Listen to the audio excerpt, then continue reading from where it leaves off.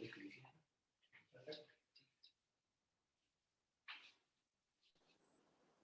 Good afternoon sir. Good afternoon बच्चों। Good afternoon sir. Good afternoon, कैसे बच्चों? Good afternoon sir. Good afternoon sir. Good afternoon sir. पढ़ रहे हो मन से? Yes sir. चलो आने दो कुछ बच्चों को ज्वाइन करने दो, फिर स्टार्ट करते हैं।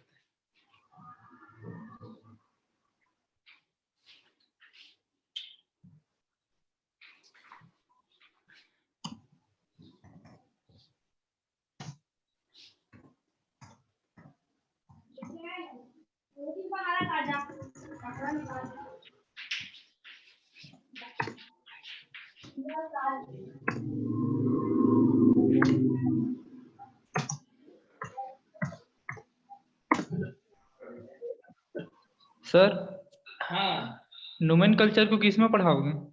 नोमेनक्लेचर बस इसी चैप्टर में पढ़ेंगे। अभी टैक्सोनॉमी क्लासिफिकेशन पढ़ लें, फिर उसके बाद में सर ये स्क्रीन जो है वो मिरर आ रहा है क्या?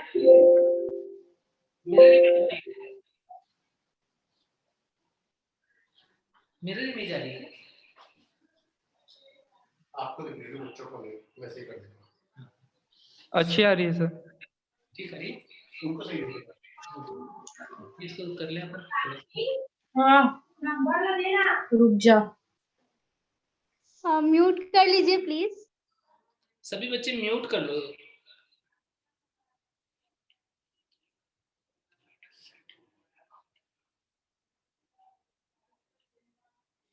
कैमरे में सेटिंग कर।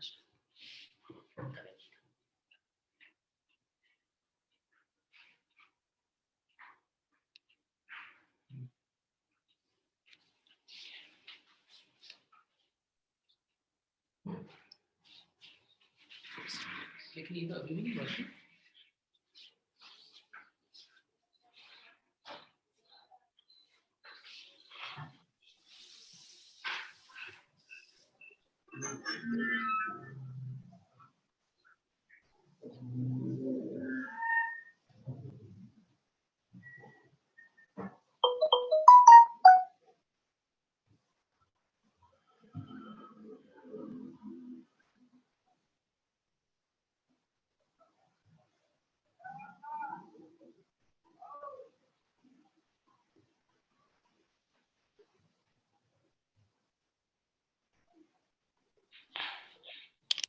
Good evening sir. Good evening. तो लास्ट लेक्चर में हम लोगों ने जितना पढ़ा था उतना क्लियर है सब बच्चों को? क्या होता है उसमें? टाइप ऑफ क्लासिफिकेशंस हमने पढ़े थे। कोई बच्चा मुझे बताओ कि बेंथम हुकर के क्लासिफिकेशन में क्या कमी थी? व्हाट वाज द सर मैं बताऊं? हाँ बताओ बच्चे। सर उसमें ना जिम्नोस्पर्म की पोजीशन नहीं बताई गई थी क्योंकि उसको डाइकोट के पहले रखा गया। तो डाइकॉट के पहले रखना था जो कि बाद रखा गया था। अच्छा, क्वेश्चन आएगा कि बताओ बेंथम हुकर के क्लासिफिकेशन में डाइकॉट और मोनोकॉट की रेस्पेक्टिव पोजीशन जो है वो सही थी कि गलत थी? गलत थी। गलत थी। रॉन्ग थी सर। रॉन्ग था सर। था क्या? सोच लो सब बच्चे। डाइकॉट का गलत था, डाइकॉट बस का गलत था, उसका सही था सर। चलो मैं एक बार वापस रिपीट कर रहा हूँ क्वेश्चन, सब बच्चे ध्यान से सुनना। क्वेश्चन है कि in Bentham and Hooker's classification position of dicot and monocot were right और रॉन्ग। हिंदी में कि बेंथम हुकर के पोजीशन सही थी कि गलत थी? तुमको राइट और रॉन्ग ये आंसर करना है चैट बॉक्स में।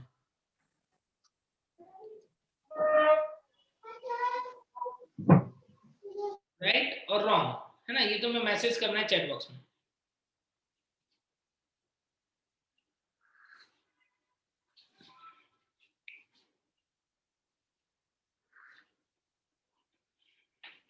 कुछ बच्चे राइट बोल रहे हैं, कुछ बच्चे रॉन्ग भी बोल रहे हैं। सोच लो और भी बाकी बच्चे भी। सारे स्टूडेंट्स आंसर दो। डाइकॉट मोनोकॉट की पोजीशन राइट और रॉन्ग?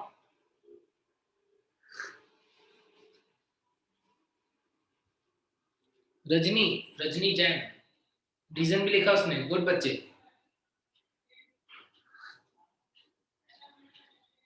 यस, तो जो भी बच्चे बोल रहे हैं कि पोजीशन सही थी, राइट है, उनका आंसर बिल्कुल सही है, क्योंकि रजनी ने जो आंसर दिया वो बिल्कुल सही बोल रही है कि मोनोकॉट ज्यादा एडवांस होते हैं डाइकॉट के कंपेयर में, इसलिए उसने डाइकॉट को पहले रखा है, मोनोकॉट को बाद में रखा है। तो इन दोनों की पोजीशन तो सही है। पोजीशन गलत किसकी थी?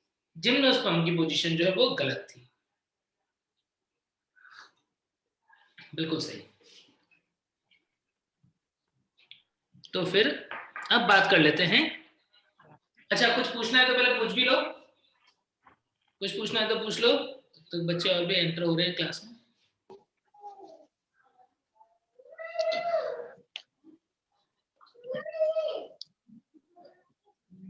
सर डाइकॉट का पोजीशन वही रहेगा कि वो भी चेंज हो जाएगा? मतलब डाइकॉट और मोनोकॉट का रेस्पेक्टिव पोजीशन जो है वो ठीक है। डाइकॉट प्रिमिटिव है, मोनोकॉट एडवांस है, तो डाइकॉट को पहले रखना चाहिए, मोनोकॉट को बाद में रखना चाहिए। ओके लेकिन लेकिन यदि तुम ऐसे पूछोगे कि सर डाइकॉट की पोजीशन पर्टिकुलरली सही है कि नहीं है, तो हम ऐसा बोलेंगे नहीं, डाइकॉट की पोजीशन भी रॉन्ग है। क्यों? क्योंकि उसे जिम्नोस्पर्म से पहले रख दिया गया, जबकि आना चाहिए वो जिम्नोस्पर्म के बाद। सर हाँ बच्चे। सर आर्टिफिशियल क्लासिफिकेशन सबसे पहले किसने दिया था? तुम बताओ, तुमने कल जितने एग्जाम्पल पढ़े उतने में से तुम सोचोगे तो क्या आंसर आएगा?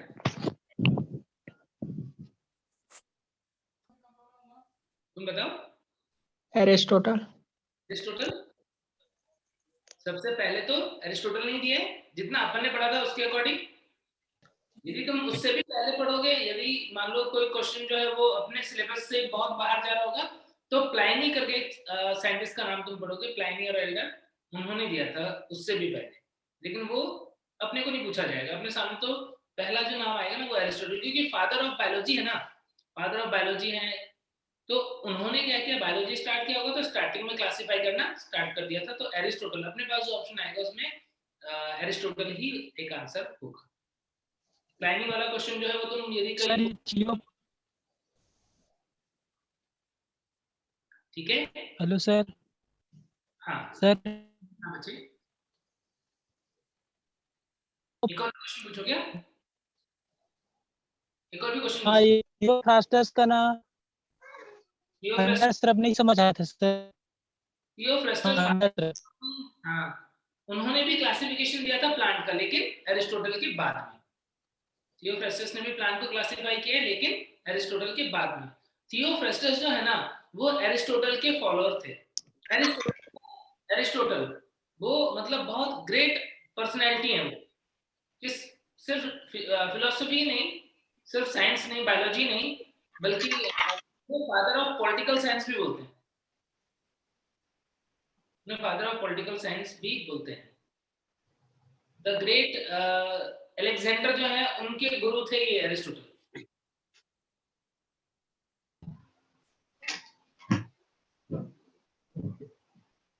सर एरिस्टोटल के फेलो थे थियोफ्रास्टस, ठीक है ना, वो उनके एक तरीके से जो स्टूडेंट समझ सकते हो कि एरिस्टोटल है, अरस्तु है, उनके स्टूडेंट थे थियोफ्रास्टस।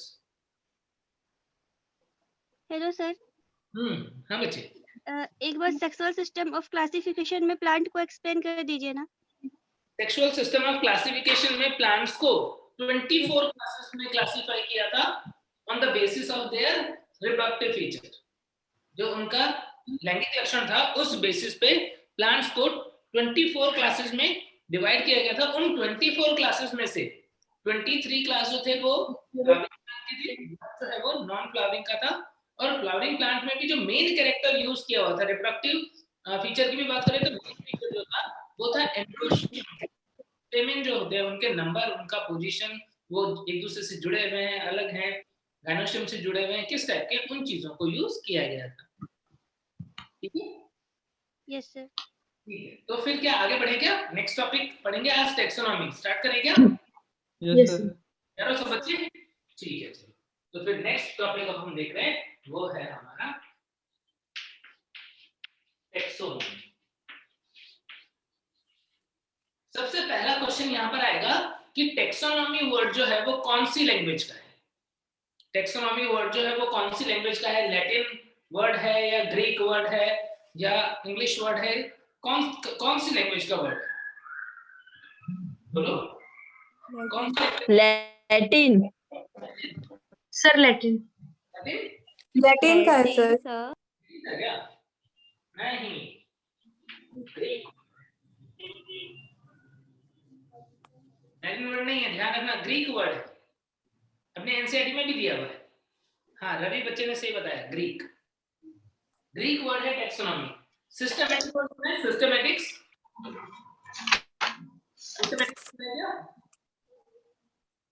सिस्टमैटिक वर्ड जो है ना वो लैटिन का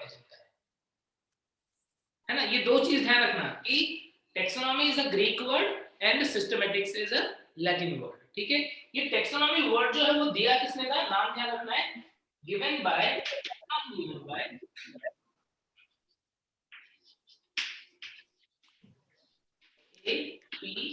APD कैंडे। Yes. Taxonomy term was given by APD Candolle. और फादर कौन है टेक्सोनॉमी के? Father of taxonomy Aristotle. Aristo है? यस कौन है बताओ? ये सब बच्चे एरिस्टोटल बोल रहे हो क्या? Linnaeus. Plus Linnaeus. Father of taxonomy Carolus Linnaeus. किसी बच्चे ने यदि फादर ऑफ टेक्सोनॉमी एरिस्टोटल पढ़ा है या वो सोच रहा है तो वो गलत नहीं सोच रहा है, लेकिन मैं बता देता हूं कि सबसे पहले टेक्सोनॉमिक रिलेटेड स्टडीज जो है वो एरिस्टोटल ने स्टार्ट की थी। हम ऐसा बोल सकते हैं कि father of ancient taxonomy Aristotle, father of ancient taxonomy Aristotle. लेकिन टेक्सोनॉमी में मेजर काम जो किया है, सबसे ज्यादा जिन साइंटिस्ट का नाम है वो है लिनियस, और फादर ऑफ टेक्सोनॉमी जो है उसका क्रेडिट जो है वो हम किसको देते हैं? ऑनर किसको देते हैं? कैरोलस लिनियस को देते हैं। ये ध्यान रखना, ठीक है, ये इंपॉर्टेंट बात है। बहुत थोड़े से साइंटिस्ट के नेम तो हमें ध्यान रखना है, उसमें लिनियस जो है वो बहुत ही इंपॉर्टेंट नाम है। तो एपीडी कैंडोले ने एक बुक लिखा था, उस बुक का नाम था थियरीज एलिमेंटायर डी ला बॉटनिक, ऐसा नाम था, थियरीज एलिमेंटायर डी ला बॉटनिक। और उस बुक के अंदर उन्होंने ये टेक्सोनॉमी टर्म जो है वो यूज किया था। टेक्सोनॉमी में सबसे ज्यादा काम जो है वो कैरोलस लिनियस ने किया हुआ है, इसीलिए उन्हें हम क्या बोल देते हैं? उन्हें हम बोल देते हैं फादर ऑफ टेक्सोनॉमी। अब टेक्सोनॉमी होती क्या है? टेक्सॉन मतलब क्या होता है? टेक्सोनॉमी है अरेंजमेंट के जो लॉ होते हैं। टेक्सॉन मतलब अरेंज करना। तो टेक्सोनॉमी क्या होती है? टेक्सोनॉमी जो ऑर्गेनिज्म है उनको क्लासिफाई करना है या अरेंज करना है, तो उसके लिए जो रूल्स है, उनके लिए जो रूल या प्रिंसिपल है, उससे डील करने वाली ब्रांच जो है वो कौन सी होती है? टेक्सोनॉमी। तो टेक्सोनॉमी को डिफाइन कैसे करते हैं? टेक्सोनॉमी को डिफाइन करेंगे हम, it is the branch of biology that deals with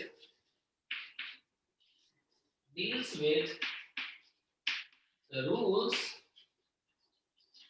and principles of classification of organisms.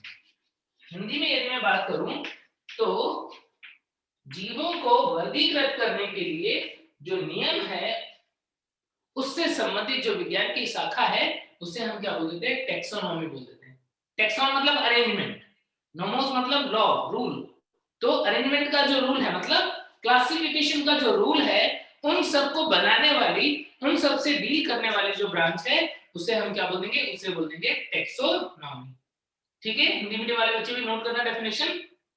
विज्ञान की वह शाखा जो जीवों के वर्गीकरण से संबंधित नियमों को बनाती है उसे हम क्या बोलते हैं? उसे वर्गीकी बोलते हैं। टेक्सोनॉमी को हिंदी में क्या बोलते हैं बच्चे?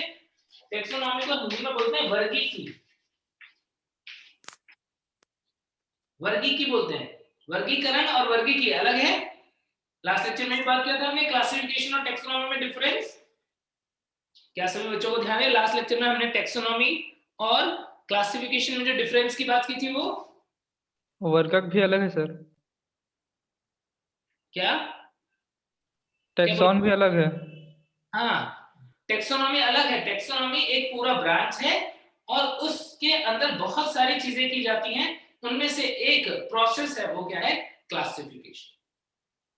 तो टेक्सोनॉमी को डिफाइन कर देंगे, it is the branch of biology that deals with the study of principles and rules of classification of organism. Now what are the basis? Sir Hindi में एक और बार। हिंदी में एक बार और बोलो। हिंदी में एक बार और बोलो। वर्गीकी की परिभाषा, विज्ञान की वह शाखा जिसके अंतर्गत जीवों को वर्गीकृत करने के नियमों का अध्ययन किया जाता है। जीवों को वर्गीकृत करने के नियमों का अध्ययन किया जाता है। ठीक है ना? Basis of classification, basis of taxonomy, sorry, basis of taxonomy. Taxonomy का बेसिस क्या है? बेसिस का मतलब होता है कि किन किन चीजों पर ये आधारित है, किन किन चीजों के ऊपर ये बेस्ड है, जिनके ऊपर ये काम कर रही है और उनके लिए नियम जो है वो बना रही है। सिर्फ वर्गीकरण ही नहीं, वर्गीकरण तो हमने जस्ट एक डेफिनेशन में बोलते हैं, बट उसके अलावा भी इसके अंदर और भी बहुत सारे काम होते हैं। कौन से काम होते हैं? जैसे कोई भी जीव का वर्गीकरण करना है तो सबसे पहले क्या होगा कि उसे पहचानेंगे कैसे? बहुत सारे कैरेक्टर्स हैं, लेकिन कुछ पर्टिकुलर कैरेक्टर के बेसिस पे हम उनका क्लासिफिकेशन करते हैं। जैसे मान लो हम अपनी बात करें कि इंसानों को, ह्यूमन जो है, उन्हें नॉन कॉर्डेट्स माने या कॉर्डेट माने, ये पता करना है कि नॉन कॉर्डेट माने कि कॉर्डेट माने। तो वैसे तो बहुत सारे फीचर्स हैं, लेकिन कुछ पर्टिकुलर फीचर्स, जैसे हमने देखा कि कॉर्डेटा का सबसे इंपॉर्टेंट फीचर कौन सा? क्या प्रेजेंट होना? नोटोकॉर्ड। डॉर्सल साइड पे क्या होता है? नोटोकॉर्ड प्रेजेंट होता है लाइफ के किसी ना किसी स्टेज में। तो क्या किया हमने? कुछ पर्टिकुलर कैरेक्टर की बेसिस पे उसे बोल दिया कि नोटोकॉर्ड प्रेजेंट है। मान लो फेरिंजियल गिल स्लिट्स जो है वो प्रेजेंट है, डॉर्सल हॉलो नर्व कॉर्ड है। तो ऐसे फीचर, पोस्ट एनल टेल है, तो ऐसे फीचर्स की बेसिस पे हमने क्या किया? हमने उसे एक ग्रुप में रख दिया। तो कुछ विशिष्ट लक्षणों के आधार पर हम क्या करते हैं? जीवों का वर्गीकरण करते हैं। उन लक्षणों को पहचानना और या उन लक्षणों का अध्ययन करना, उसे हम बोलेंगे सबसे पहला स्टेप कैरेक्टराइजेशन। कैरेक्टराइजेशन को हिंदी में बोलते हैं लक्षणों का अध्ययन करना। दूसरा बेसिस होता है, इन लक्षणों के आधार पर हम क्या करते हैं? ऑर्गेनिज्म को पहचानते हैं, आइडेंटिफिकेशन। और उन ऑर्गेनिज्म का नाम लिखना, क्योंकि कुछ स्पेशल रूल होंगे जिनके बेसिस पे हम ऑर्गेनिज्म का नाम रखेंगे। उससे हम क्या बोलेंगे? नॉमेनक्लेचर। यस, नॉमेनक्लेचर, नामकरण पद्धति। एंड उनका सिस्टमेटिक, पूरा किंगडम से लेकर के स्पीसीज तक या उसके अलावा भी और भी, उसको क्या करेंगे? वर्गीकृत कर देंगे, क्लासिफिकेशन। यस। तो टेक्सोनॉमी जो है बच्चों, उसके अंदर क्या क्या बेसिस आते हैं? कैरेक्टराइजेशन, लक्षणों को अध्ययन करना, आइडेंटिफिकेशन, पहचानकरण करना, नोमेनक्लेचर, नामकरण करना, और क्लासिफिकेशन, वर्गीकरण करना। तो ये चार जो है वो क्या होते हैं? Basis of taxonomy. अब यहाँ पर बच्चों एनसीईआरटी में ये चार अलग अलग दिए हुए, एनसीईआरटी में ये चार अलग अलग दिए हुए, लेकिन यदि मैं आपको प्रैक्टिकली बताऊं तो यहाँ पर कैरेक्टराइजेशन और आइडेंटिफिकेशन ये दो अलग अलग चीजें नहीं, बल्कि दोनों एक ही बात है। यदि हम ऑर्गेनिज्म के लक्षणों का अध्ययन कर रहे होंगे, कैरेक्टर्स की स्टडी कर रहे होंगे, तो ऑटोमेटिकली हम कौन से स्टेप को फॉलो कर रहे हैं? यानी हम आइडेंटिफिकेशन पे पहुंचने वाले हैं। कैरेक्टर्स का, जैसा भी मैंने मान लो एग्जांपल लिया कि कॉर्डेट है, तो कॉर्डेट के लिए जो कैरेक्टर स्टडी की तो पता पड़ गया वो कॉर्डेट है कि नहीं है। तो इसका मतलब क्या हुआ? यदि कोई मुझे पूछेगा कि बताओ ये स्टेप क्या होगा इसका, ये जो चार आपने बेसिस लिखे, इसको स्टेप की फॉर्म में यदि कोई पूछे, तो मुझे लगता है कि फर्स्ट स्टेप को बोलना चाहिए कैरेक्टराइजेशन एंड आइडेंटिफिकेशन 1 होना चाहिए। नॉमेनक्लेचर सेकंड होना चाहिए और क्लासिफिकेशन जो है वो थर्ड होना चाहिए। ऐसे 3 जो है वो स्टेप्स होने चाहिए। अब कई बार तुम्हारे सामने क्वेश्चन आएगा ऐसा, मैं क्यों बता रहा हूँ ऐसा, क्योंकि तुम्हारे सामने ये क्वेश्चन आएगा, तुम जब भी क्वेश्चन प्रैक्टिस करोगे तो बुक्स में तुम्हें मिलेगा लिखा हुआ क्वेश्चन कि बताओ टेक्सोनॉमी का फर्स्ट स्टेप क्या है। तो वहां पर तुम्हें आंसर क्या मिलेगा, मोस्टली वहां पर तुम्हें कैरेक्टराइजेशन अलग से नहीं मिलेगा। पहला स्टेप जो है वो कौन सा मिलेगा, आइडेंटिफिकेशन ही मिलेगा। क्यों, क्योंकि कैरेक्टर्स को जब हम स्टडी करते हैं तो ऑटोमेटिकली हम ऑर्गेनिज्म को आइडेंटिफाई कर लेते हैं, पहचान लेते हैं। तो first step of taxonomy is identification. चाहो तो लिख लो कि वर्गीकरण का जो प्रथम स्टेप है, फर्स्ट स्टेप है, वो है आइडेंटिफिकेशन।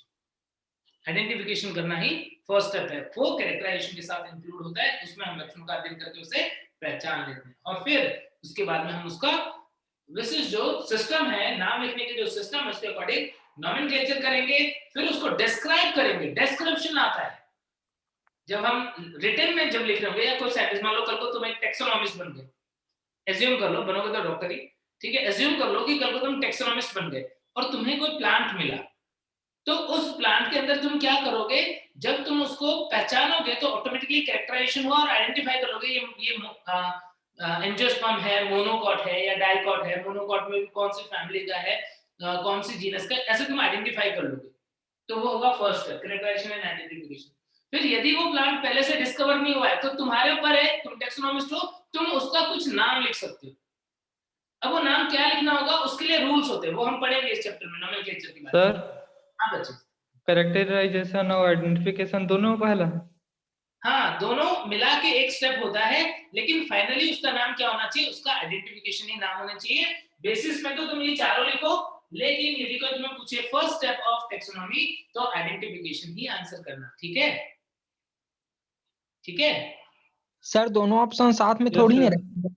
दोनों ऑप्शन साथ में नहीं भी होगा ना तो भी फर्स्ट स्टेप जो आएगा वो आइडेंटिफिकेशन आएगा। ये स्टेप नहीं है बच्चे, इसको स्टेप मत समझो, ये क्या है, ये तो बेसिस है। बेसिस अलग चीज होती है, स्टेप अलग चीज होता है। बेसिस का मतलब होता है किन किन चीजों के ऊपर ये डील कर रहा है, टेक्सोनॉमी में किन किन चीजों के बारे में रूल्स बनेंगे। और स्टेप का मतलब क्या होगा, कोई ऑर्गेनिज्म को जब तुम आइडेंटिफाई कर रहे हो, उसकी टेक्सोनॉमी स्टडी कर रहे हो, तो जब तुम वो लिखोगे उसका सारा डिटेल, तब सबसे पहले क्या आएगा, समझ गए? कई बार क्या होता है, बच्चे जो है इस बेसिस को स्टेप समझ लेते हैं। एनसीईआरटी में जो बेसिस लिखा हुआ है ना, उसे वो मान लेते हैं कि ये स्टेप है, जबकि ये स्टेप नहीं है, बेसिस है। स्टेप क्या होगा, स्टेप होगा पहला आइडेंटिफिकेशन, दूसरा नोमेनक्लेचर, तीसरा डिस्क्रिप्शन और चौथा क्लासिफिकेशन। डिस्क्रिप्शन आ जाता है उसके अंदर, ठीक है? तो जस्ट ध्यान रखो, चाहो तो लिख के रख लो कि first step of taxonomy is identification. पहला स्टेप जो है वो क्या होगा, आइडेंटिफिकेशन होगा, ठीक है? और या तो फिर यदि कोई समझदार टीचर एक क्वेश्चन बना रहा होगा तो वो देगा first step is characterization and identification, ये दोनों साथ में देगा, यदि उसे पता होगा रियल में कि टेक्सोनॉमी में क्या होता है, ठीक है? यदि वो रट के एनसीईआरटी की लाइन को रट के पेपर नहीं बना रहा है, उससे पता होगा तो फर्स्ट स्टेप जो है वो कैरेक्टराइजेशन एंड आइडेंटिफिकेशन देगा। यदि नहीं, जब तुम बुक सॉल्व कर रहे होगे तो तुम्हें डेफिनेटली ये क्वेश्चन मिलेगा और वहां पर आंसर क्या जाएगा, आइडेंटिफिकेशन जाएगा। सर, अगर दोनों ऑप्शन अलग अलग है तो भी आइडेंटिफिकेशन जाएगा, क्योंकि कैरेक्टराइजेशन अलग से स्टेप नहीं होता है। स्टेप तो आइडेंटिफिकेशन, नोमेनक्लेचर, क्लासिफिकेशन और डिस्क्रिप्शन, ये स्टेप्स होते हैं, ठीक है? ये हायर लेवल की बात है बच्चों। एक्चुअल में क्या है, मैं तुम्हें इतना क्यों बता पा रहा हूँ, मैं तुम्हें इतना इसलिए बता रहा हूँ क्योंकि मैंने जैसे अपने हायर लेवल की भी बुक होती है, जैसे जो लोग एमएससी करते हैं और या उस पीएचडी वगैरह करते हैं, तो जब वो टेक्सोनॉमी के बारे में पढ़ते हैं तब ये हायर लेवल की बातें आती हैं कि क्या स्टेप है, कौन कौन से। अपने एनसीईआरटी में तो जस्ट एक लाइन दे दिया है कि टेक्सोनॉमी का बेसिस ये सब होता है। और क्वेश्चन जो है वो कई जगहों पे मैंने देखा हुआ है, बच्चे जब बुक सॉल्व करते हैं तो जरूर से ये क्वेश्चन उनके सामने आता है कि फर्स्ट स्टेप कौन सा होता है। वो क्या करते हैं, वो आंसर में कैरेक्टराइजेशन ढूंढते रहते हैं और ऑप्शन में कैरेक्टराइजेशन मोस्टली होता ही नहीं है, क्योंकि वो है ही नहीं फर्स्ट स्टेप, वो तो जस्ट बेसिस है। फर्स्ट स्टेप क्या होता है, इसके बेसिस पे फर्स्ट स्टेप आएगा आइडेंटिफिकेशन, ठीक है ना? ठीक है, तुम ऐसा क्वेश्चन करोगे, कभी दिक्कत आएगा मुझे पूछोगे, है ना? और याद रखोगे करेक्ट आंसर क्या है, आइडेंटिफिकेशन, ठीक है? तो यहाँ पर हमने क्या पढ़ लिया, हमने पढ़ा टेक्सोनॉमी टर्म किसने दिया, फादर ऑफ टेक्सोनॉमी किसे बोलते हैं, डेफिनेशन क्या है और बेसिस क्या है। क्लियर है इतनी बात। अब इसके बाद में हम बात करेंगे कि टेक्सोनॉमी जो है उसकी ब्रांचेस कौन से, जैसे हमने क्लासिफिकेशन में पढ़ा था लास्ट लेक्चर में कि इनिशियली जो क्लासिफिकेशन आया था उसे क्या बोला, आर्टिफिशियल क्लासिफिकेशन। ठीक है, बाद में क्या बोला हमने, बाद में हमने देखा कि और एडवांस हुआ नेचुरल क्लासिफिकेशन, और एडवांस हुआ फाइलोजेनेटिक क्लासिफिकेशन। ऐसे ही यदि टेक्सोनॉमी के एक प्रिमिटिव फॉर्म, पुराने फॉर्म की बात करें और एडवांस फॉर्म की बात करें तो उसे हम किस किस नाम से बुलाते हैं। जो पुराने टाइप का टेक्सोनॉमी था, पुराने वाला टेक्सोनॉमी, उसे बोलते हैं क्लासिकल टेक्सोनॉमी। पुराने वाले टेक्सोनॉमी को क्या बोलते हैं, क्लासिकल टेक्सोनॉमी। और न्यू टेक्सोनॉमी, एडवांस जो टेक्सोनॉमी होती है उसे हम क्या बोलते हैं, मॉडर्न टेक्सोनॉमी। प्रांजल जो है वो पूछ रहे हैं स्टेप 2, 3, 4 क्या है। देखो बच्चों, पहला स्टेप जो है आइडेंटिफिकेशन, दूसरा जो है वो नॉमेनक्लेचर, तीसरा जो है वो क्लासिफिकेशन, और चौथा जो है वो डिस्क्रिप्शन। स्टेप्स की बात करें तो यहाँ पे लिख दे रहा हूं स्टेप्स में, identification, nomenclature, classification and description.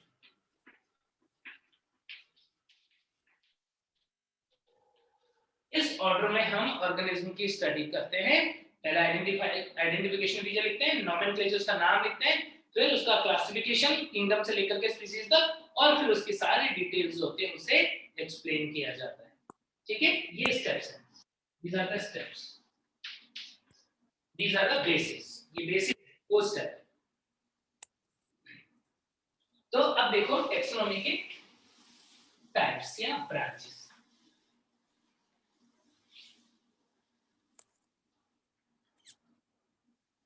सबसे पहले क्लासिकल टेक्सोनॉमी, हिंदी में बोलेंगे तो प्राचीनतम वर्गीकरण, और दूसरा है मॉडर्न यानी आधुनिक टेक्सोनॉमी। दोनों में डिफरेंसेस क्या कोई बच्चा जानता है कि इन दोनों में क्या डिफरेंस है, क्लासिकल टेक्सोनॉमी और मॉडर्न टेक्सोनॉमी में?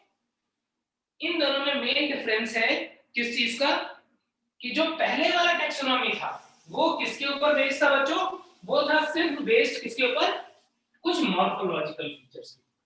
यानी स्टार्टिंग में जब हम ऑर्गेनिज्म को क्लासिफाई करने के लिए रूल बना रहे थे तो उस टाइम पे हमारे पास ज्यादा एडवांस टेक्नोलॉजी तो थी नहीं, तो फिर ऑर्गेनिज्म को कैसे क्लासिफाई करने के लिए रूल बनाते थे, जो उनके मॉर्फोलॉजिकल फीचर्स थे, बाह्य जो आकारिक लक्षण थे, उनकी बेसिस पे ही उसे क्लासिफाई करने के रूल बना लेते थे।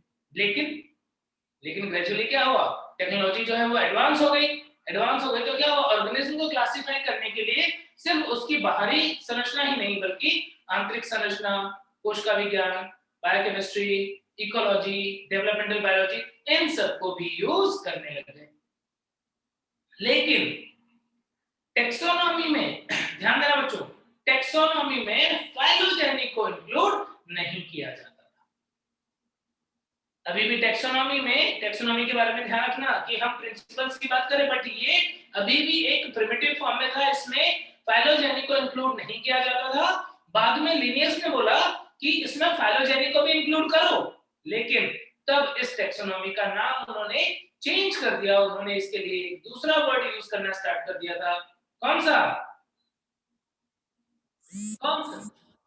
बोलो, सिस्टेमेटिक्स। सुना है, सिस्टेमेटिक्स वर्ड यूज करना स्टार्ट कर दिया। Yes sir. है ना, तो टेक्सोनॉमी और सिस्टेमेटिक्स में फाइलोजेनिक का डिफरेंस होता है। क्लासिकल टेक्सोनॉमी क्या है, क्लासिकल टेक्सोनॉमी वो है जो किसके ऊपर बेस्ड है, based on morphological character.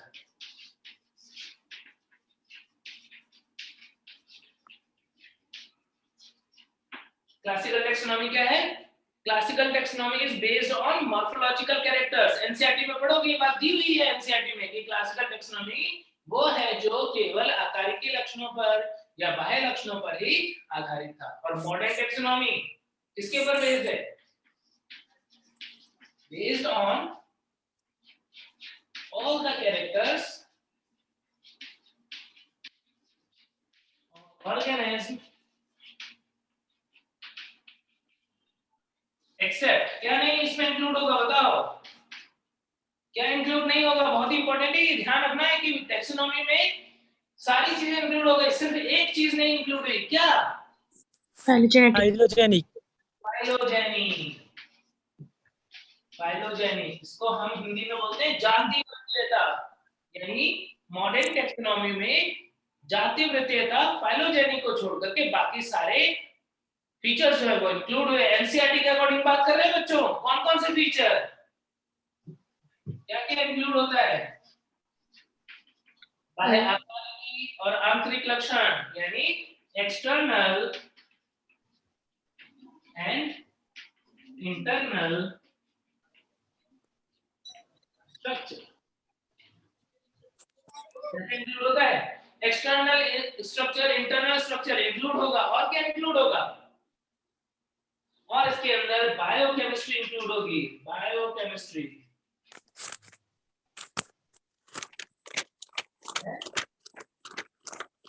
Biochemistry, then इसके अलावा डेवलपमेंटल फीचर्स, डेवलपमेंटल फीचर्स या प्रोसेस, एम्ब्रियोलॉजी जो होता है वो इंक्लूड हो जाएगी इसके अंदर। और क्या इंक्लूड हो गया? इकोलॉजी। तो ऐसे डिफरेंट फील्ड जो हैं उन्हें इंक्लूड कर लिया, था बच्चों किसके अंदर? मॉडर्न टैक्सोनॉमी के अंदर। तो जरूर से एनसीईआरटी पढ़ोगे तो उसमें ये बात तुम्हें लिखी हुई मिलेगी। ध्यान रखना कि classical taxonomy was based on morphological character, जबकि मॉडर्न टैक्सोनॉमी जो है उसके अंदर और भी बहुत सारे फीचर्स इंक्लूड हो गए थे सिवाय फाइलोजेनी को छोड़ के। कौन कौन से फीचर्स इंक्लूड हुए थे? बाह्य आकारिकी लक्षण, आंतरिक लक्षण, कोशिका के लक्षण जो थे उनमें बायोमोलिक्यूल, बायोकेमिस्ट्री वगैरह भी आ जाएगी, डेवलपमेंटल फीचर, इकोलॉजिकल फीचर, ठीक है। तो इन सबको इंक्लूड कर लिया गया था किसके अंदर? मॉडर्न टैक्सोनॉमी के अंदर। मॉडर्न को एक बार हिंदी में और मॉडर्न को बोल दोगे आधुनिक वर्गीकरण, मॉडर्न टैक्सोनॉमी आधुनिक वर्गीकरण, ठीक है। इतनी बात लिख ली सबने। अब यहाँ पर आप लोगों ने क्लासिफिकेशन के टैक्सोनॉमी के भी और भी ब्रांचेस पढ़े होंगे। साइटोटैक्सोनॉमी, कैरियोटैक्सोनॉमी, कीमोटैक्सोनॉमी, न्यूमेरिकल टैक्सोनॉमी, सुना है ये सब? नहीं सुनाई क्या? बात करते हैं ये जितने भी टैक्सोनॉमी के ब्रांचेस हैं उनकी।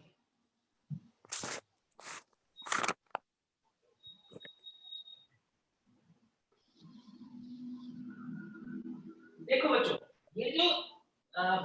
ये जो टैक्सोनॉमी वाला टॉपिक है, इस टॉपिक के अंदर मैं तुमको बहुत प्रिसाइज पढ़ा रहा हूँ। प्रिसाइज का मतलब जो भी पॉइंट मैं यहाँ पे बोर्ड पे लिख रहा हूँ और मैं तुम्हें बता रहा हूँ ना, ये बहुत इंपॉर्टेंट है, ये तुम्हें ध्यान रखना ही है। मैं तुम्हें ना वो चीजें बार बार नच करके बताऊंगा तुम्हें कि देखो यहाँ से क्वेश्चन आता है, क्वेश्चन का ये एग्जैक्ट आंसर जाएगा, ठीक है। नॉर्मली क्या होता है, नॉर्मली यदि टीचर पढ़ाते चले जाते हैं तो बच्चा फिर जब क्वेश्चन करता है तो उसको कंफ्यूजन होता है कि बुक में तो ये लिखा है, सर ने तो ये पढ़ा दिया, क्वेश्चन नहीं आ रहा है। तो क्वेश्चन में कहाँ तुम फंसोगे ना, वो मैं तुम्हें पहले से ही बता दे रहा हूँ अभी कि क्वेश्चन करते टाइम तुमको यहाँ पर फंसने का चांस होगा, आंसर ये जाएगा, आंसर क्या देना है ना, वो मैं तुमको पहले ही बता दे रहा हूँ। तो ध्यान से समझते जाओ क्या बात कर रहे हैं हम बात कर रहे हैं ब्रांचेस की, branches of taxonomy, branches of taxonomy. कौन कौन सी ब्रांच की बात की मैंने? एक मैंने बोला यहाँ पर साइटो टैक्सोनॉमी, नाम से पता पड़ रहा है क्या कोच? नाम से कुछ पता पड़ रहा है क्या? साइटो मतलब कोशिका से रिलेटेड, कोशिका। दूसरा होता है कैरियो टैक्सोनॉमी। कैरियो का मतलब बताइए क्या? न्यूक्लियस,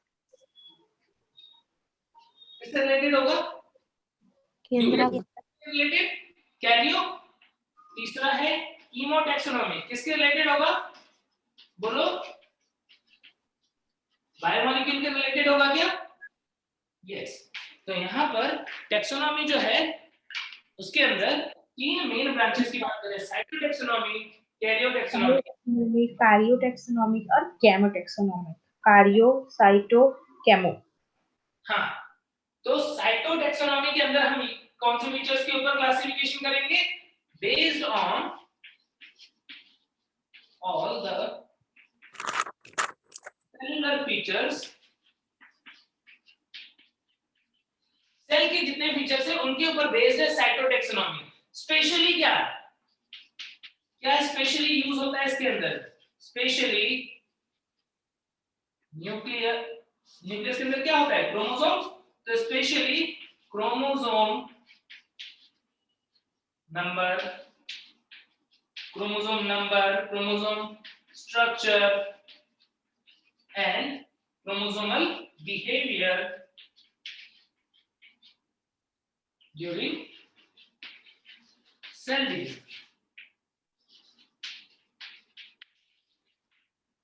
साइटोटैक्सोनॉमी के अंदर हम क्या देख रहे हैं कि इसके अंदर सेल के फीचर्स तो आ रहे हैं, लेकिन सेल के फीचर में भी स्पेशली जो फीचर स्टडी किया जाता है, जो क्लासिफिकेशन में हेल्प करता है, वो क्रोमोसोम कितने हैं, क्रोमोसोम का साइज कैसा है, कितने मेटासेंट्रिक है, कितने सब मेटासेंट्रिक है, एक्रोसेंट्रिक है, टीलोसेंट्रिक है, वो चीजें, और सेल डिवीजन के टाइम पे वो कैसे बिहेव कर रहे, सेपरेट हो रहे, उन सारे चीजों को हम क्या बोलते हैं? उन सब चीजों को इंक्लूड करते हैं हम साइटोटैक्सोनॉमी में।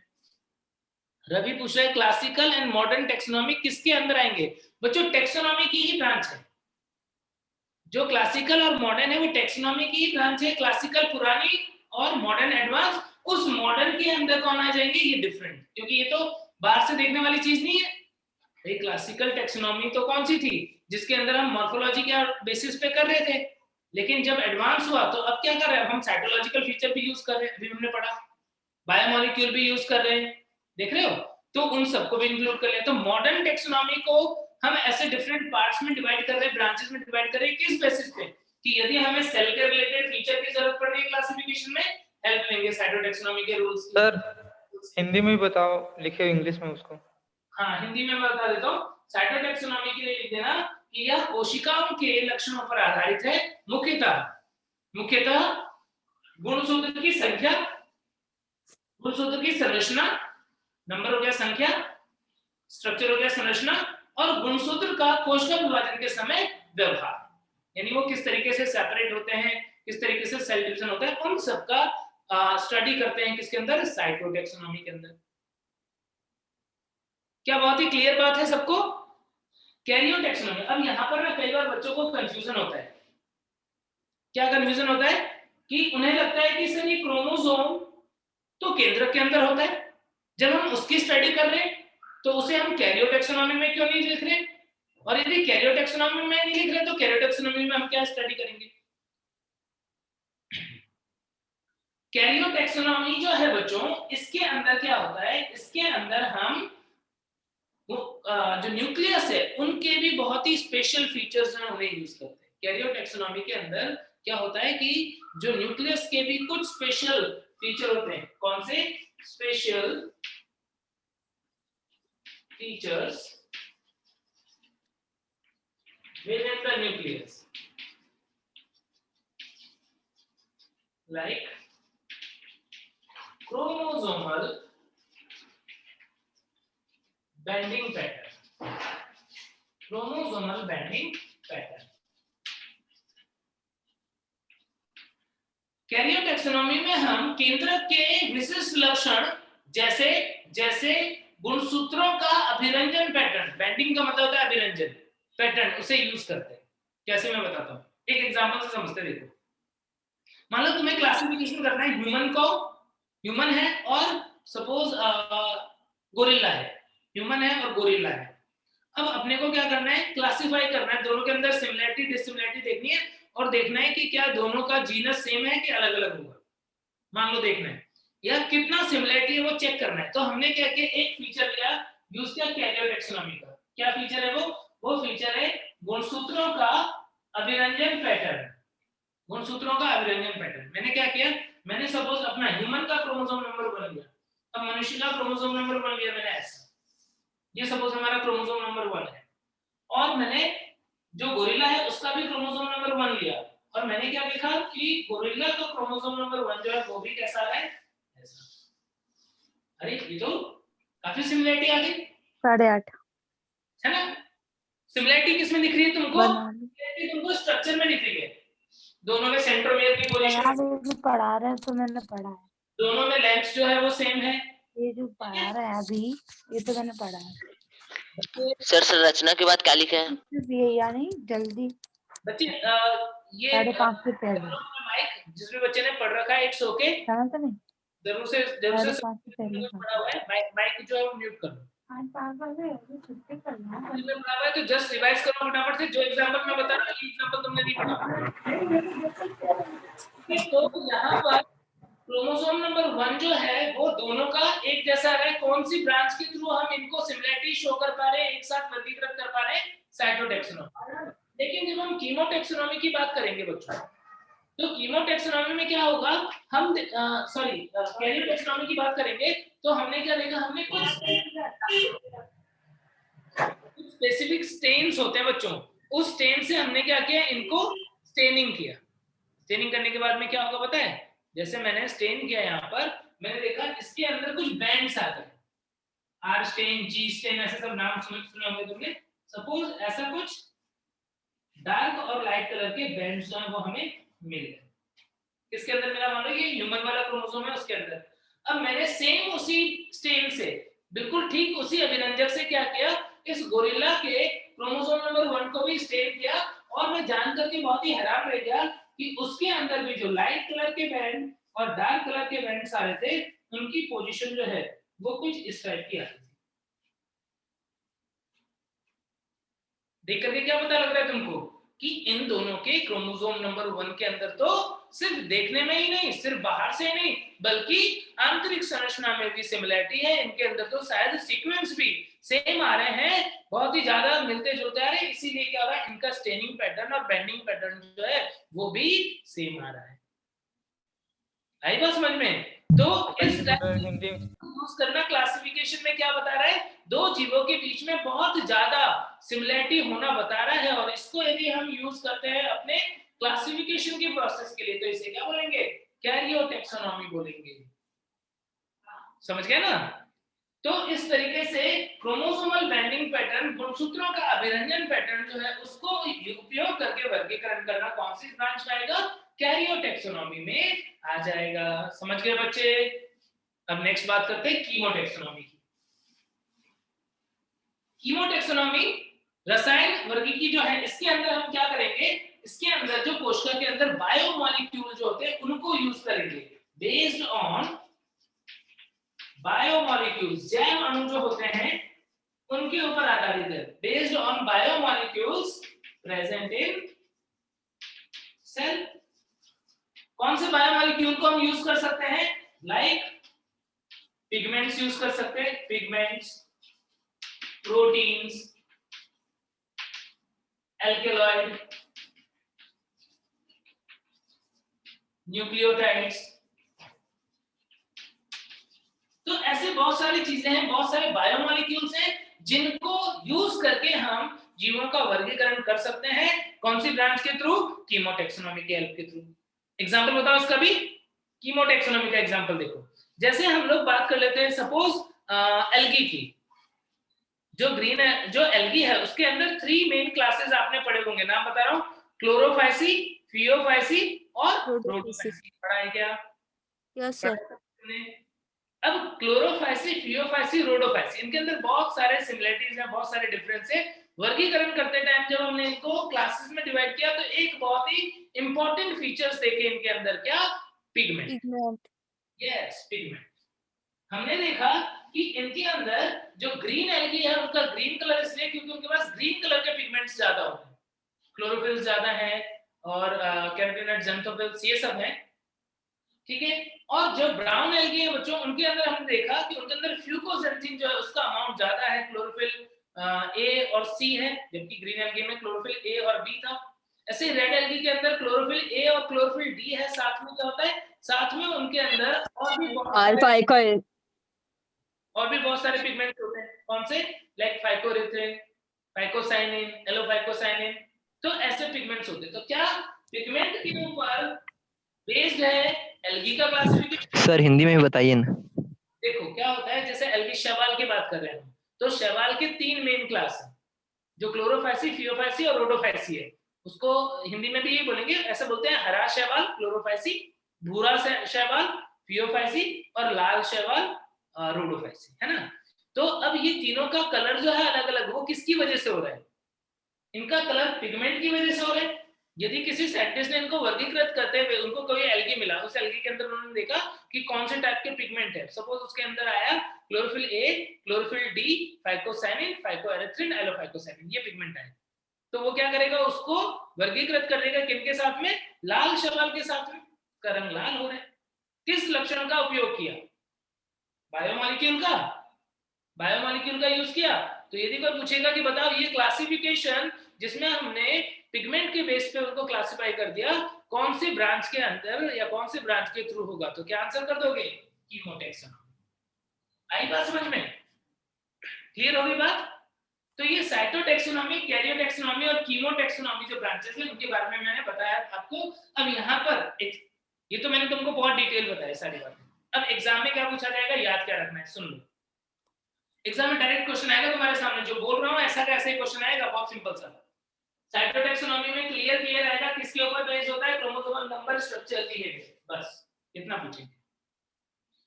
क्वेश्चन क्या आएगा? क्वेश्चन आएगा कि यदि किसी जीव का वर्गीकरण उसके अंदर क्रोमोसोम की संख्या, संरचना इत्यादि पर आधारित है, तो वह वर्गीकी के कौन से शाखा से संबंधित है? क्या आंसर आ जाएगा? साइटोटैक्सोनॉमी से संबंधित। उसने इसके वर्गीकरण को हेल्प किया। ऐसे ही केवल आ जाएगा bending pattern, chromosomal bending pattern, तो कैरियोटैक्सोनॉमी। और यदि कोई भी बायोमॉलिक्यूल का नाम आ जाए कि बायोमॉलिक्यूल जैव अणुओं पर आधारित वर्गीकरण है, कौन सी शाखा से संबंधित होगा उसका वर्गीकरण, तो कीमोटैक्सोनॉमी से संबंधित होगा। क्या बातें क्लियर हो गई सब बच्चों को? Yes sir. आगे बढ़े। अब ये जो 3 ब्रांच है, इसके अलावा अब एक और भी चौथी ब्रांच की बात करते हैं, जिसे हम बोल देते हैं न्यूमेरिकल टैक्सोनॉमी। इरेज कर दो इसको, नोट कर लिया सब बच्चों ने? सर प्रोटीन के बाद क्या है? लास्ट में प्रोटीन के बाद क्या है? प्रोटीन के बाद में है ये एल्केलॉइड। एल्केलॉइड को हिंदी में भी एल्केलॉइड ही बोलते हैं, जैसे मॉर्फिन है, कोडीन है, ये क्या है? एल्केलॉइड होते हैं। मॉर्फिन नाम सुना है? एल्केलॉइड होता है। ये कुछ केमिकल है प्लांट के अंदर, मेनली वेस्ट की फॉर्म में होते हैं एल्केलॉइड, लेकिन कई बार हमारे काम के आते हैं, हम उनसे दवाई, ड्रग्स ये सब बनाते हैं एल्केलॉइड्स।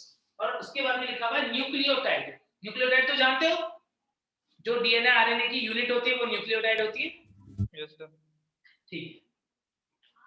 सर बिहेवियर के बाद क्या लिखा है? उसके बाद में बच्चे बिहेवियर, इधर फर्स्ट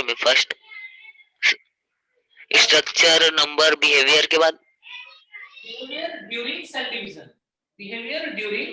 सेल डिवीजन। कोशिका विभाजन के समय उसका कैसा व्यवहार होता है, वो चीज।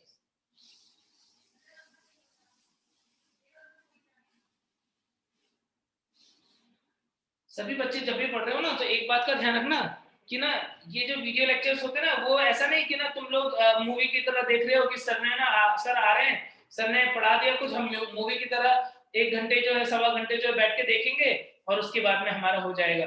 तो ध्यान रखना, उस तरीके से आउटपुट कम आएगा। तुम्हें क्या करना चाहिए, तुम्हें हर वो पॉइंट जो मैं बोल रहा हूँ इंपॉर्टेंट लगता है, तो इवन मैं नहीं भी बोलता हूँ ना नोट करने के लिए, तो भी नोट करो।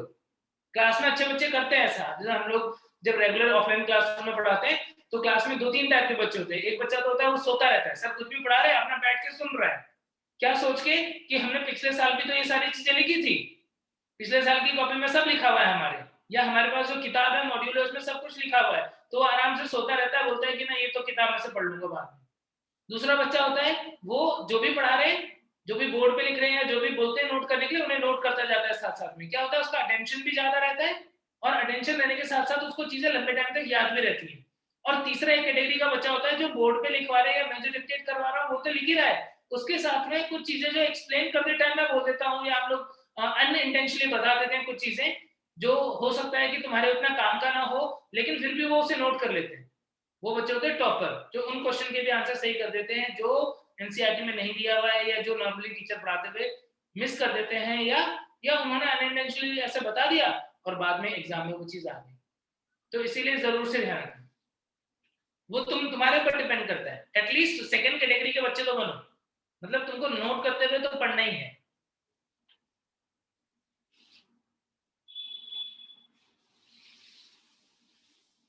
अब नेक्स्ट नेक्स्ट जो टेक्सोनॉमी की ब्रांच है बच्चों, उसके बारे में बात करते हैं, वो है न्यूमेरिकल टेक्सोनॉमी। नाम से भी कुछ आइडिया लग रहा होगा, numerical.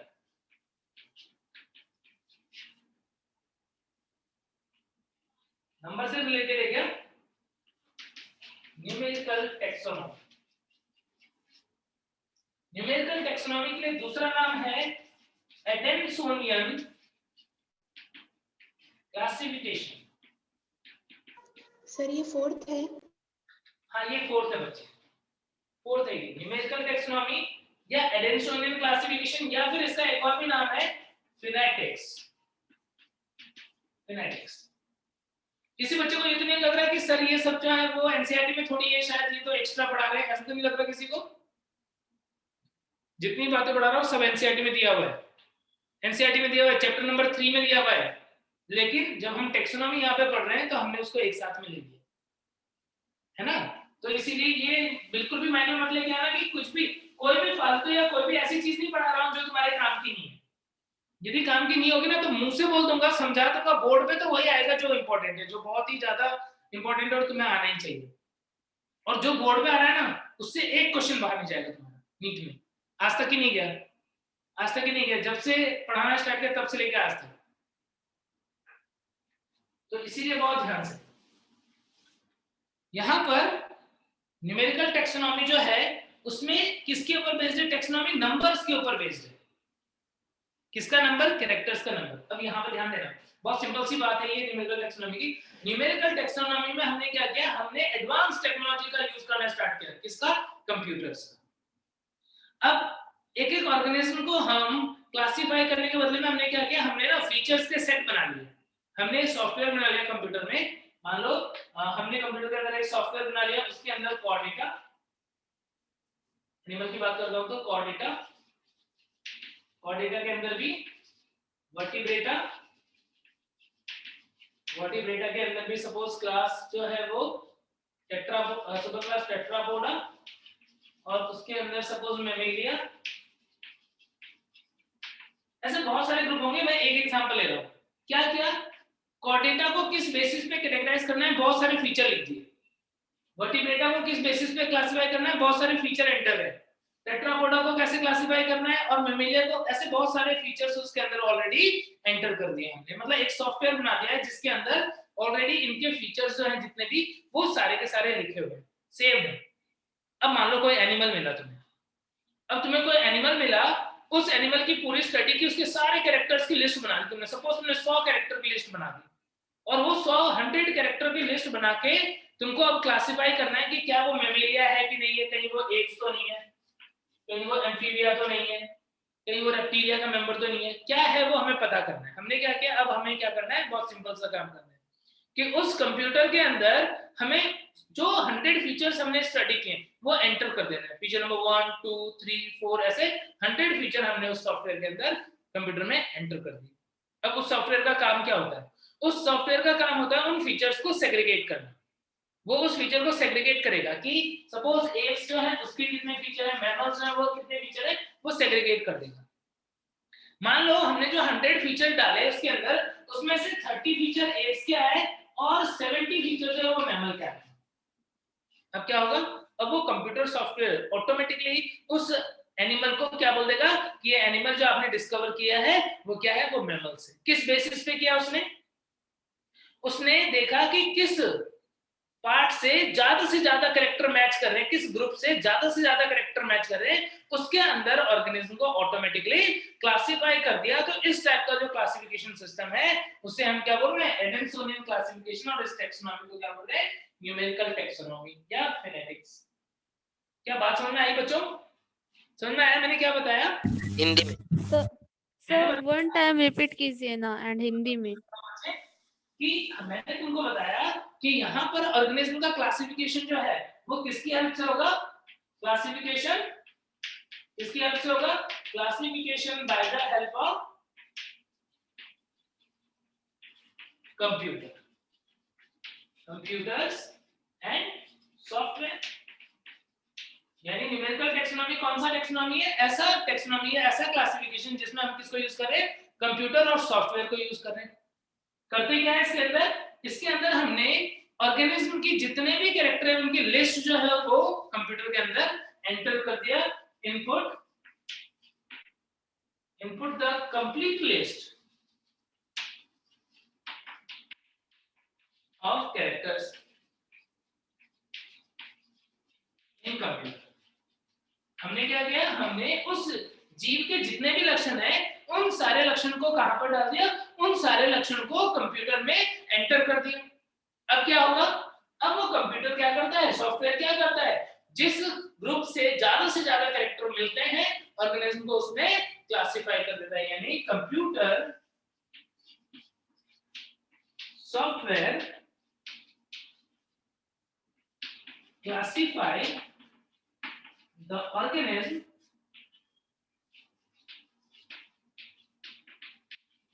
in category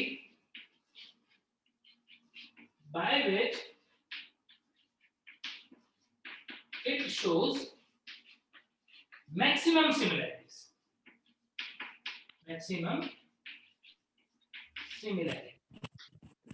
Sir, explain in Hindi, please.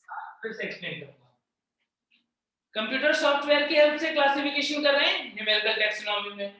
Organism के जितने भी कैरेक्टर हैं उसकी लिस्ट बना के कंप्यूटर में एंटर कर दिया। कंप्यूटर सॉफ्टवेयर ने क्या किया, उसके अंदर जो डिफरेंट कैटेगरीज हैं उनके साथ में उसे मैच किया। जिस कैटेगरी से मैक्सिमम नंबर मैच हो जाएगा ऑर्गेनिज्म को उस कैटेगरी में क्लासिफाई कर देगा। आसान हो गया काम, बहुत ही आसान हो गया हमारा काम। तो इस टाइप के क्लासिफिकेशन को क्या बोलते हैं, न्यूमेरिकल टैक्सोनॉमी। क्यों बोला न्यूमेरिकल टैक्सोनॉमी, क्योंकि नंबर का खेल है, जिससे ज्यादा नंबर मैच कर गया, ज्यादा कैरेक्टर मैच कर गए, उसमें ही ये क्लासिफाई कर देगा। क्या लग रहा है तुम्हें, अच्छा क्लासिफिकेशन है कि बुरा क्लासिफिकेशन है? अच्छा लग रहा है कि बुरा लग रहा है? अच्छा सर। अच्छा लग रहा है, सही लग रहा है, ठीक है, सही लग रहा है। लेकिन क्या कंप्यूटर जो है वो हमारे दिमाग की बराबरी कर सकता है कि नहीं कर सकता है? नहीं। तो यहाँ पर भी वही कमी, इस न्यूमेरिकल टैक्सोनॉमी की एक कमी है। कमी यही है कि वो हमारे दिमाग की बराबरी नहीं कर सकता है। क्यों नहीं कर सकता है, देखो हमें पता है कि कुछ कैरेक्टर्स में तो एक्सेप्शंस भी मिल सकते हैं। कुछ कैरेक्टर्स ऐसे हैं जिसके अंदर हमें ऐसा हो सकता है कि दो ग्रुप के अंदर सेम कैरेक्टर मिल गए, या किसी एक ग्रुप के अंदर दूसरे का। जैसे मान लो मैं बात करता हूँ, यदि एनिमल की बात करूँ, प्लांट, चलो प्लांट का एग्जांपल ले लेते हैं। प्लांट का एग्जांपल ले रहा हूँ, मोनोकॉट। हमने एक प्लांट डिस्कवर किया और पता कर रहा है कि वो मोनोकॉट है कि डाइकॉट है। एक प्लांट मिला हमें पता करना है कि वो मोनोकॉट है कि डाइकॉट है। और उसके लिए मैंने क्या किया, उसके लिए मैंने सपोज वही 100 कैरेक्टर की लिस्ट बना के सॉफ्टवेयर में एंटर कर दिया। सॉफ्टवेयर ने क्या बोला, सॉफ्टवेयर ने बोला कि 49 कैरेक्टर मोनोकॉट के हैं और 51 कैरेक्टर डाइकॉट के। ऐसा माना, ऐसा बोल दिया उसने। अब यहाँ पर 49 कैरेक्टर मोनोकॉट के और 51 डाइकॉट के, सॉफ्टवेयर ने क्या बोल दिया, क्या है वो प्लांट, मोनोकॉट की डाइकॉट? डाइकॉट। सॉफ्टवेयर ने बोल दिया डाइकॉट। लेकिन तुम स्टडी कर रहे थे मान लो ये, और तुमने क्या देखा, तुमने देखा कि उस प्लांट के अंदर सिंगल कॉटिलिडन है। कितना कॉटिलिडन है, एक बीजपत्र है, सिंगल कॉटिलिडन है। तुमने देखा कि उस प्लांट के अंदर जो बीज हैं उसमें कितने कॉटिलिडन है, एक बीजपत्र है, सिंगल कॉटिलिडन है। डाइकॉट के लक्षणों में यदि मैं कुछ बताऊं तो इसके अंदर रेटिकुलेट वेनेशन है, रेटिकुलेट टाइप का वेनेशन आ रहा था इसके अंदर, ठीक है। और इसके अंदर सेकेंडरी ग्रोथ हो रही थी। रेटिकुलेट वेनेशन होना कौन सा फीचर है, मोनोकॉट का कि डाइकॉट का? जालिकावत शिराविन्यास। रेटिकुलेट वेनेशन का मतलब होता है जालिकावत शिराविन्यास। डाइकॉट। डाइकॉट। सेकेंडरी ग्रोथ होना किसका फीचर है, मोनोकॉट का कि डाइकॉट का? डाइकॉट का। डाइकॉट।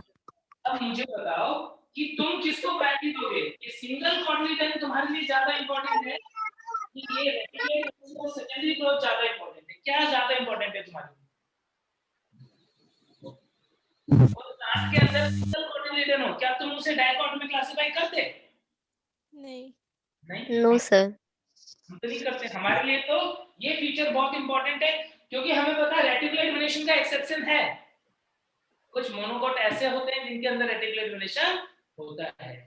कुछ मोनोकॉट ट्रीज ऐसे हैं जिनमें सेकेंडरी ग्रोथ भी होती है, पढ़ा है ना, जैसे जैसे ड्रेसिना पढ़ा होगा, युक्का पढ़ा होगा, कोकोनट।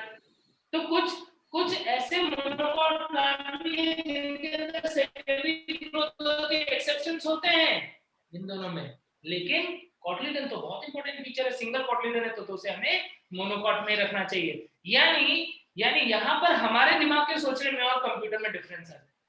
कंप्यूटर के अंदर तो हमने सिर्फ एक एल्गोरिथम डाल दिया जिससे ज्यादा फीचर मिलेगा, उसमें कैटेगराइज कर देगा, लेकिन हमारा दिमाग तो बहुत सारी बातें सोचता है। हमारा दिमाग तो ये भी जानता है कि ये इंपॉर्टेंट फीचर है, ये इंपॉर्टेंट फीचर नहीं है, लेकिन कंप्यूटर को ये नहीं पता।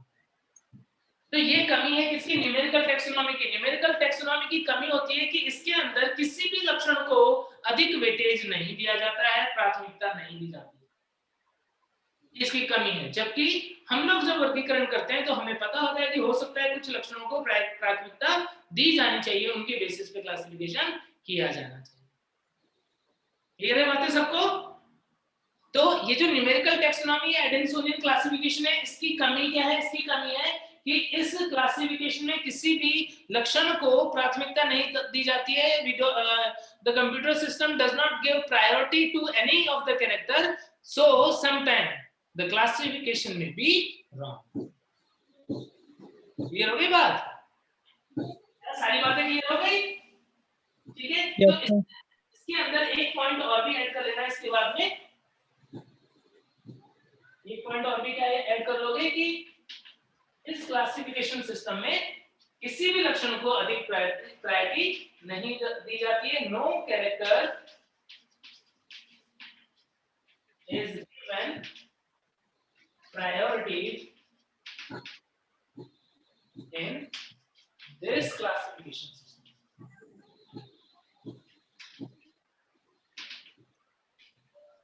न्यूमेरिकल टैक्सोनॉमी की बात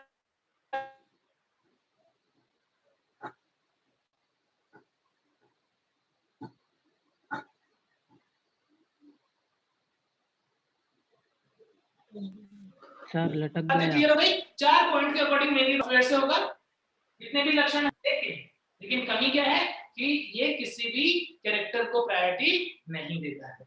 एक बार नोट कर लो सब बच्चे, इतनी बातें नोट कर लो। सर हाँ बच्चे बोलो। हिंदी में हिंदी में बोल रहा हूँ बच्चे। पहली लाइन जो है वो है वर्गीकरण कंप्यूटर एवं सॉफ्टवेयर की सहायता से होता है। पहली लाइन वर्गीकरण कंप्यूटर एवं सॉफ्टवेयर की सहायता से होता है। दूसरी लाइन है कंप्यूटर में सभी लक्षणों की एक सूची दर्ज की जाती है। कंप्यूटर में सभी लक्षणों की एक सूची दर्ज की जाती है।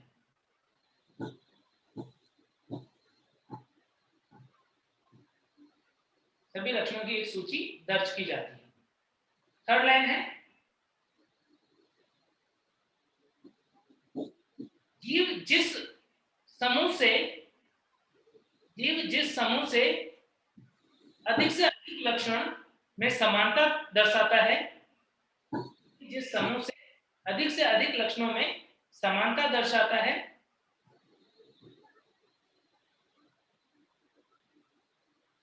उसमें कंप्यूटर द्वारा वर्गीकृत कर दिया जाता है।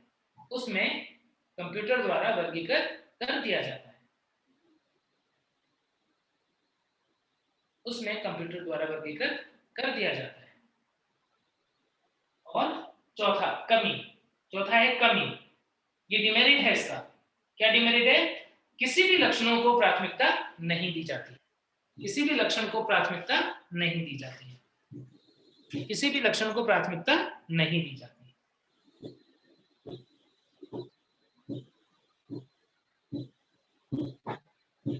देखो बच्चों, मैं यहाँ पर ना पढ़ाते टाइम ना तुम्हारे साथ वाली मेहनत भी कर रहा हूँ। मैं यदि चीजों को 2 बार 3 बार 4 बार एक्सप्लेन करता हूँ ना, तो क्या होता है उससे तुमको वो चीज यहाँ पर ही रिवाइज हो रही है। तुम्हारे ब्रेन में वही चीज 2 बार 3 बार आती है ना, तो तुमको लंबे टाइम तक ध्यान रहेगी। और मैं एग्जाम्पल्स भी जरूर से पिक कर रहा हूँ ताकि उन एग्जाम्पल के थ्रू तुमको इन लाइन का रियल मीनिंग पता रहे कि जो लाइन लिखा उसका रियल मीनिंग क्या है। नॉर्मली टीचर जो है वो ये चीजों को इतना बताते नहीं है, वो बोलते थे अच्छा ये तो थ्योरेटिकल पार्ट है, बच्चा रट लेगा, लेकिन रटने ऐसा नहीं है, ये चीजें तो समझने वाली है कि हमको कोई एग्जांपल देके समझा दे तो हमको पता पड़ जाए, और क्लियर कट लाइंस में होना चाहिए। जो 4 लाइन है मतलब 4 लाइन में ये सारी बातें खत्म, हमको पता पड़ गई कि अच्छा 4 लाइन में ये सारी चीजें हमको इस तरीके से ध्यान रखनी। तो ये हमारा ना सिस्टम, ये टेक्सोनॉमी वाला पार्ट जो है ना वो कंप्लीट हो गया। टेक्सोनॉमी में आपको ना इतनी चीजें ध्यान रखनी है। नेक्स्ट हम पढ़ रहे हैं, टेस्ट कर दो इसको। सर एग्जांपल में एक बीजपत्री दो बीजपत्री को लिख लें क्या? क्या बोले बच्चे? कैरेक्टरिस्टिक फीचर में एक बीजपत्री दो बीजपत्री एग्जांपल लिख लें। कैरेक्टरिस्टिक फीचर में जो एक बीजपत्री पादप के अंदर एक बीज में उसका प्रेजेंट होना, सिंगल कोटिलिडन का प्रेजेंट होना, वो ज्यादा इंपॉर्टेंट होगा, एक सिंगल कोटिलिडन का प्रेजेंट होना किसके कंपेयर में? जालिका बसिलम के कंपेयर में, जैसे है ना। चलो नेक्स्ट अब देखते हैं इसके बाद में सिस्टमैटिक्स। जहां से लेक्चर स्टार्ट किया था सिस्टमैटिक्स, कौन सी लैंग्वेज का वर्ड है बताओ? Latin. Latin Latin sir. Latin sir. कमाल ही कर देते हैं, ठीक है।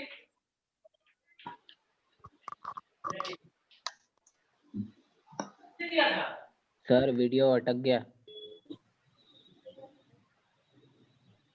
क्या हुआ? नहीं आ रहा है क्या इमेज?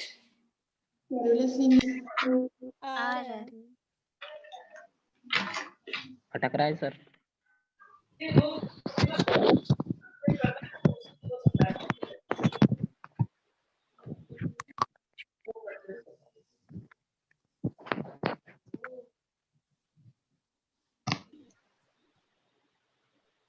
सिस्टमैटिक वर्ड जो है वो दिया था लीनियस ने। yes systematic term was given by Linnaeus। Latin word है, कौन से बुक के अंदर दिया था? In book Systema Naturae. Naturally yes. इस बुक के अंदर टर्म जो है वो दिया था सिस्टमैटिक्स को सबसे आसान तरीके से यदि हम समझाएं तो सिस्टमैटिक जो है वो टेक्सोनॉमी का ही एडवांस फॉर्म है। टेक्सोनॉमी का ही एडवांस फॉर्म है सिस्टमैटिक्स, यानी सबसे सिंपल तरीके से हम बोलते हैं कि systematics is equal to taxonomy plus phylogeny. मैंने थोड़ी देर पहले तुमको क्या बताया था कि टेक्सोनॉमी में हम सारे फीचर की स्टडी कर रहे हैं लेकिन फाइलोजेनी की स्टडी नहीं कर रहे। तो लिनियस ने बोला कि फाइलोजेनी तो बहुत इंपॉर्टेंट कैरेक्टर है, जब हम ऑर्गेनिज्म की स्टडी कर रहे हैं, उनको क्लासिफाई कर रहे हैं, तो जरूर से हमें फाइलोजेनी को इंक्लूड करना चाहिए। जब उन्होंने फाइलोजेनी को इंक्लूड किया तो उन्होंने क्या किया, उन्होंने एक नया टर्म जो है वो यूज करना स्टार्ट कर दिया,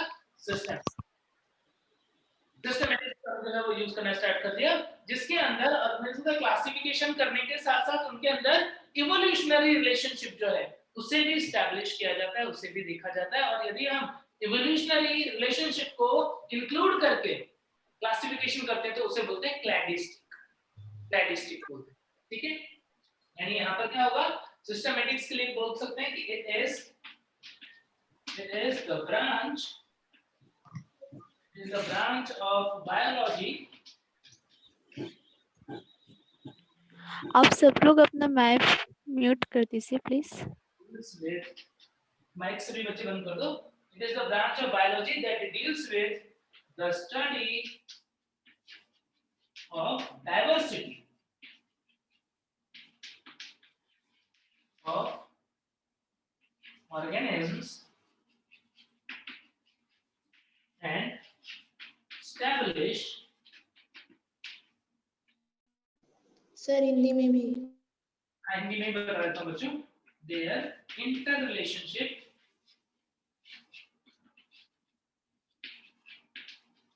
on all the features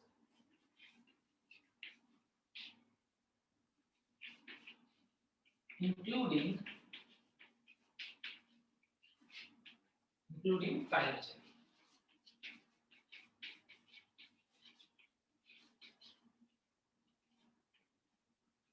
देखो, सिस्टमैटिक्स को हम इस तरीके से डिफाइन करते हैं कि यह विज्ञान की वह शाखा है या जीव विज्ञान की वह शाखा है जिसमें हम जीवों की विविधता, जैव विविधता का अध्ययन करते हैं, जिसमें हम जीवों की जैव विविधता का अध्ययन करते हैं और उनके बीच में क्या करते हैं, इंटररिलेशनशिप, यानी उनके बीच में आपसी संबंधों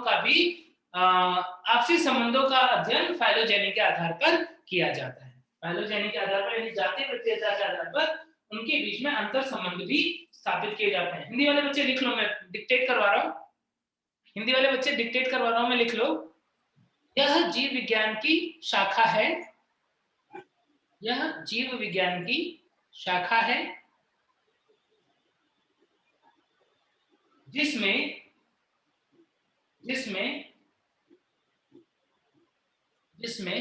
जीवों की विविधता का अध्ययन, जिसमें जीवों की विविधता का अध्ययन सभी लक्षणों के आधार पर, जिसमें जीवों की विविधता का अध्ययन सभी लक्षणों के आधार पर किया जाता है, सभी लक्षणों के आधार पर किया जाता है तथा जातिवृत्तीय रूप से